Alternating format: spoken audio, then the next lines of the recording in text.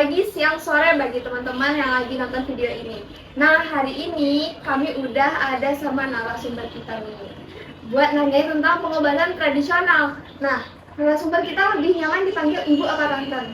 Tante aja kali ya, biar nampak lebih muda. Tapi sebelum kita wawancara nih, enakan kita perkenalan dulu. Kenalin, aku Salsabila dari IKM 25.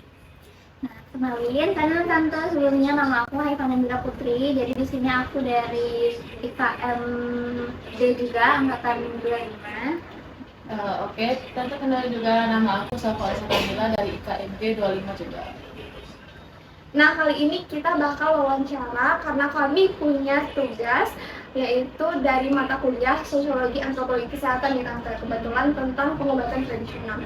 Tapi sebelum kita wawancara Tante, enakan kita, tadi kami udah kenalan, sekarang Tante boleh memperkenalkan diri dulu biar kita enak wawancara. Oke. Selamat pagi, siang, sore tadi ya. Oke, nama tante ya, nama tante Yuliani, biasa dipanggil Yuli. Sekarang umur 47 tahun. Kegiatan sehari-hari ibu rumah tangga. Selain ibu rumah tangga juga aktif di kegiatan organisasi di kantor suami ya. Tuh, teman-teman, narasumber kita udah perkenalan dan kebetulan banget nih kita punya narasumber keren banget dengan latar belakangnya dan segala kesibukan ya Tante sekarang menjadi ibu rumah tangga. Tante pernah nggak sih melakukan pengobatan tradisional? Nah, kalau pernah itu apa Tante biasanya? Kalau pernah ya pastinya, karena sebenarnya dari kalian zaman kuliah kayak kalian dari tahun 97 sampai sekarang itu masih rutin namanya pengobatan tradisional bekam ya. Bekam itu sendiri ada, setahu tante ya, ada dua ya, bekam kering sama bekam basah ya. Jadi kalau tante lebih nyamannya ke bekam basah, jadi diambil, kita itu ada alatnya, terus diambil darah-darah kotor ya istilahnya gitu ya. Jadi sudah sangat lama, dari tahun 97 sampai sekarang itu hampir rutin setiap bulan, minimal setiap bulan, kalaupun enggak sempet itu paling enggak 2 bulan itu pasti udah berbekam lagi gitu. Jadi rutin gitu kan? Iya. Berarti kalau udah dari tahun 97 sampai sekarang 2026 berarti berapa tahun terus apa? 29 tahun. Biasa kalau abis bekam tuh badan jadi enakan ya? Iya, jauh lebih enak, kayak habis bekam punggung ya, dan nanti ringan rasanya, apalagi kepala misalnya apalagi yang sering pusing-pusing ya, itu tante biasanya kalau kepala itu 3 atau 4 bulan sekali ya, dianjurkan itu paling cepat itu 3 bulan kalau untuk kepala. Jadi ya untuk kepala juga tante juga dibekam juga gitu. Kalau untuk bekam kepala itu boleh diceritain nggak sih? Itu kan soalnya unik banget gitu ya, bekam di kepala gitu. Coba. Iya, jadi kalau bekam di kepala itu nanti kita dicukur dulu, di tengah-tengah sini dicukur dulu, dicukur dulu, nanti bekam dipakai alat itu, nanti ya keluarlah darahnya gitu. Oke, jadi kan kita udah tante jelasin nih tadi kayak bekam tuh apa sih sebenarnya. Nah, dari bekam ini tuh sebenarnya apa sih Tan? Dari pertama itu kayak kekurangan dan kelebihan dari bekam tuh apa sih Tan? Yang tante rasain pengobatan tradisionalnya ya, maksud itu ya gitu. Kalau untuk sebenarnya kalau kekurangan untuk pengobatan tradisional ya, termasuk bekam ini tadi ya, mungkin untuk proses penyembuhannya ya beda dengan kalau kita ke dokter itu ya, yang berobat ini. Mungkin kalau dokter kan mungkin dosisnya ada yang bisa lebih cepat kita untuk sembuh gitu kan. Kalau bekam kalau tradisional khususnya bekam tuh mungkin kita memang butuh waktu ya, maksudnya nggak langsung instan langsung sembuh bisa gitu kan. Jadi memang butuh waktu yang, untuk pengobatan tradisional itu butuh waktu yang agak lama gitu, memang perlu kesabaran ya maksudnya tuh kan. Tapi tadi apa tadi kelebihan itu bekam tadi. Ya kalau kelemahannya itu ya butuh waktu ya.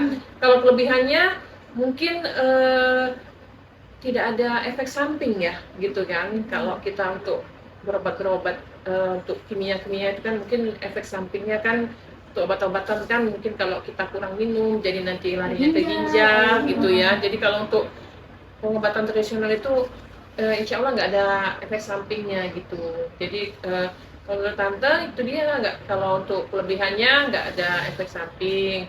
Kalau ininya kekurangannya mungkin agak butuh waktu yang lama ya, nggak instan untuk sembuh itu. Gitu. Dan mungkin kelebihannya mungkin lebih murah juga nggak sih Tang daripada pengobatan di medis gitu kayak rumah sakit gitu. Iya, untuk itunya lebih murah kan kadang-kadang memang ada juga bekam itu yang pakai tarif ya, tapi ada juga yang seikhlasnya gitu kan. Ya benar juga, lebih murah juga. Jadi berdasarkan pengalaman tadi nih, Tante jadi lebih percaya pengobatan tradisional atau lebih ke medis gitu? Kalau dikatakan lebih percaya mungkin untuk sekarang ya, tapi ya ini kan tergantung individu masing-masing ya. Nah, kita nggak bisa nyamakan ya, maksudnya. Jadi kalau tante karena sudah terbiasa dari dahulu, udah 29 tahun ya, udah bekam itu pengobatan tradisional, itu sebenarnya lebih percaya ke pengobatan tradisional untuk porsi, maksudnya persennya gitu ya. Tetapi kalau berobat tradisional itu misalkan udah kita berusaha udah maksudnya minum obat-obatan tradisional itu udah 3 hari lebih nggak ada efeknya, nggak benar, memang ya akhirnya ya memang harus pergi ke dokter ya gitu. Tapi untuk pertama kali itu pasti kita coba yang tradisional dulu, karena sebenarnya Allah sudah nyiptakan semua tanaman, tumbuhan itu semuanya ada manfaatnya semua tuh. Jadi menurut tante dari bekamnya sendiri terus kayak penggunaan herbal gitu tante, menurut tante di zaman sekarang yang udah apa-apa serba modern, serba instan gitu tante, itu tuh masih zaman nggak sih tante? Apa masih bisa dipakai untuk kedepannya? Menurut tante sih masih ya. Ya itu karena sekarang orang lebih, maksudnya untuk hidup sehat itu maksudnya ya mungkin ya itu balik-balik ke orangnya masing-masing ya. Kalau menurut tante masih relevan, masih bisa dipakai untuk ini karena ya ini juga sebenarnya kalau kita mau ini dari dari resep-resep itu sebenarnya kayak dari tanaman kita sehari-hari juga, dari yang kita itu juga bisa gitu kan, kayak jahe, kayak minuman serai itu kan, itu juga bisa kita tanam di rumah, kita siapin di rumah gitu kan. Jadi gampang juga kita untuk mendapatkannya gitu kan, apotek hidup ya istilahnya ya gitu.